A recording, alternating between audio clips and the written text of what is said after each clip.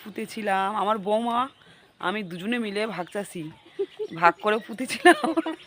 দেখো কতগুলো আলু পাচ্ছি আমরা, সেটাই তোমাদেরকে ভিডিও করে দেখাচ্ছি, দেখে নাও কত বড় বড় আলু আর কত আলু পেয়েছি। দেখো দেখছো বন্ধুরা, আর আমাদের আলু কিনে খেতে হবে না এবারে চাষ। এই আলু সারা বছর চলে যাবে। হ্যাঁ গো, বৌমা তুলে নিচ্ছে তো। গাছ তো মরে গেছে, গাছ মরে গেলে আলু হবে? হ্যাঁ, কিন্তু চনু তাই বলেছিল। গাছ মরে গেলে আলু হবে না, চনু বলেছিল। আমাকে না দাও। হ্যালো বন্ধুরা, এই দেখো স্টার্ট করেছো? এই দেখো কি সুন্দর আলুগুলো হয়েছে।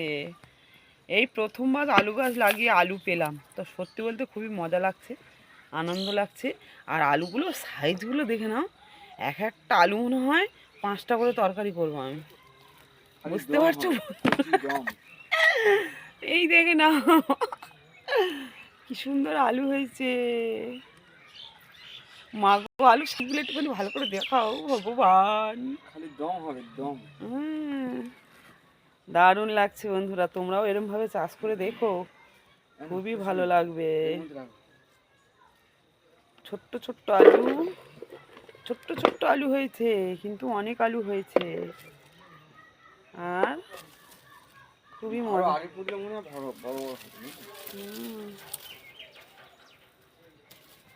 তবে এর তলায় তলায় এখনো ভর্তি তো।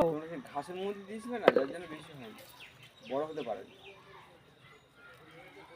এখনো বেরোচ্ছে গো ছোট মেয়ে, ছোট বৌমা আরো বেরোচ্ছিল না? এইদিকে ভালো মতন তোলা, ফোটার মতন কিছু নেই। হ্যাঁ গো, কারোর বলুনি। হ্যাঁ গো, মজা লাগ। দেখো ঠিক আছে, এইটুকুনি করে সাইজ, কিন্তু কি মজা লাগছে। ওই দেখো আরো দেখা যাচ্ছে তলায়, পুরো এক একটা আলু এইটুকুনি করে দেখাচ্ছি, দাঁড়াও, দেখতে পাচ্ছ? এক একটা পুরো এক টিপের মতো গুড়ি গুড়ি সব হয়েছে।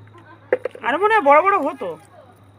আসলে মাটির মধ্যে দেওয়া নেই তো, আগে সেই ঘাস পাতার মধ্যে দেওয়া হয়েছিল, যার জন্য বাড়েনি। হ্যাঁ, আলগা মাটি বেলে মাটি হলে ভালো। আর তলার দিকে নেই তো বৌমা? হ্যাঁ, নিচে আছে।